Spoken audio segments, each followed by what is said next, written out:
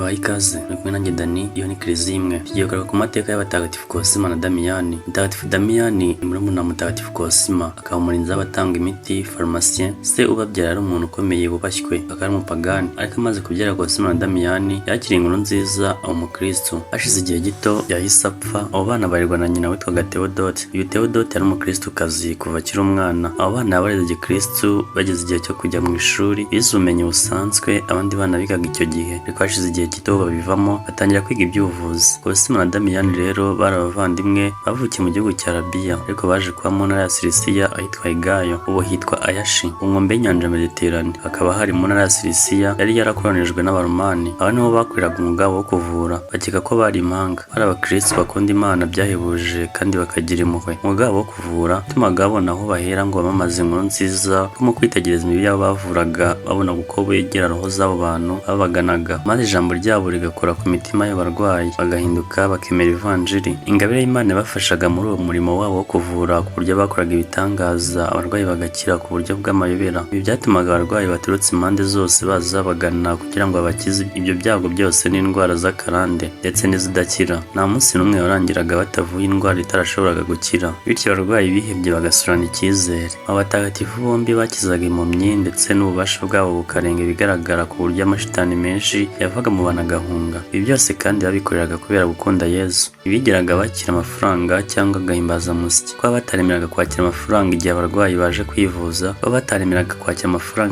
baje kwivuza.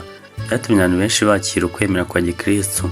Kuri iryo kuzo babwaga n'ibyiza bakoreye abantu, bagombaga kwiyongeraho ikuzo ryo gupfira Imana. Igihe habaye itotezwa ry'abakristo ku ngoma ya Diocletian, bombi barafashwe barafungwa, bakaba baragambaniwe kandi namwe mu bo bari baravuye bibagiwe ineza babagiriye. Umunsi umwe babareze ko bagomesha rubanda kandi bagatuma ibigirwamana byabo bibura abayoboke. Bafatiwe mu ntara ya Silisiya, bafatwa n'uwitwa Liziyasi wari perefe y'umujyi, ategeka ko babagirira nabi cyane kugira ngo bahakane ukwemera kwabo. Babagirira nabi cyane kugeza ubwo ababagiraga nabi nabo ubwabo barushye. Ariko muri ubwo bubabare, Cosima na Damiyani ntibahwimaga gusingiza Imana kugira ngo babice baveho. Babajyanye ku nkengero y'inyanja, babahagarika ku rutare rurerure rwari ku nkengero, maze baroha mu nyanja. Ko marayika w'Imana arabasama ntibagwa mu mazi, ahubwo abajyana ku nkengero nziza, ndetse banabajugunya mu itanura ryaka umuriro ukaze. Ariko bagezemo baritemberera, boshya abantu bitembereraga mu murima w'indabo nziza. Nyuma y'ibindi bigeragezo byinshi, perefe wo mu mujyi ategeka ko babaca imitwe. Bazize rero ko banze guhakana ubukristo. Bombi bahuye Imana ku ngoma y'umwami w'abami witwaga Diocletian